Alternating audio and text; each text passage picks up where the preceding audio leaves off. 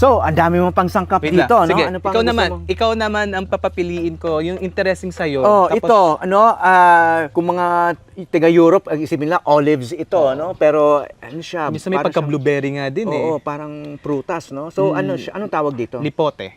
Lipote. Lipote. Okay. We are now currently in Sitio Lipute. Ito? Did you know? Yeah. Hindi. Oo. We Bakit are in to? that, nasa munisipyo tayo ng Mataas na Kahoy, Barangay Kinalaglagan, Sitio Lipute. Wow, baka So- ito yun. For sure, ito yun. No, Malamang. ito yun. Kaya meron kaming punong lipute rito. So, hindi mo alam. Meron nag-i-exist din talaga. Hindi, Wow. kami nagtanim. Wow. Kasi gusto Pero natin hindi ko alam na nandito tayo sa Sitio Lipote. Wow, saktong-sakto ah. Oo. At saka ginagawang wine ito. Yes. Oo. Pwede ding jump po. Yan. Oo. So, ano pa yung mga gamit ng lipute? Berry, ano to? Berry?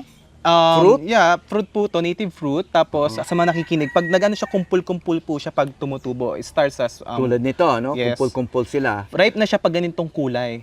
Pero matigas pa yung ibang parts. So, Oo. yeah. Mukha din siyang parang duhat. Tanong ko lang, inaaral mo rin ba ang health aspects nitong food heritage ingredients natin? Yung ano ba yung nakakabuti sa kalusugan? Yes. Ano yung pwedeng gamitin bilang herbal medicine, Yes. etc. O meron bang nakakasama? For sure meron, pero most of the time kasi ito, Sir Howie, pag nagdo-document ako, I really rely on the knowledge of the locals. They know ano talaga yung poisonous, ano yung hindi dapat kainin, and ano yung edible talaga. So, ang galing ng mga locals, alam nila kung ano yung varieties na, oy, huwag tayo dyan.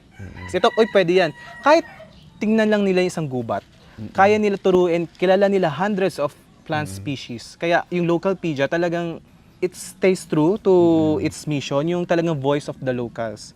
Yung sa mga medicinal, Sir Howie, hindi ako masyadong expert. Talagang doon ako sa culinary use. Though, dinire-record ko din yung ibang mga medicinal aspect. Pero alam nyo, Sir Howie, medyo, ano bang tawag dito? Careful. Kasi alam mo, usong biopiracy dito sa Pilipinas. Kung ilalagay ko sa public lahat yun, it's an easy lead for those people with masama yung motive. So, unlike for example food, hindi na masyado madaling nanakaw yan eh. Shared heritage. Pero pag medicinal, tapos biglang isang, let's say, isang forest, gamot kinento sa akin, tapos i-post ko sa online, it Baka can be ubusin. doom for them.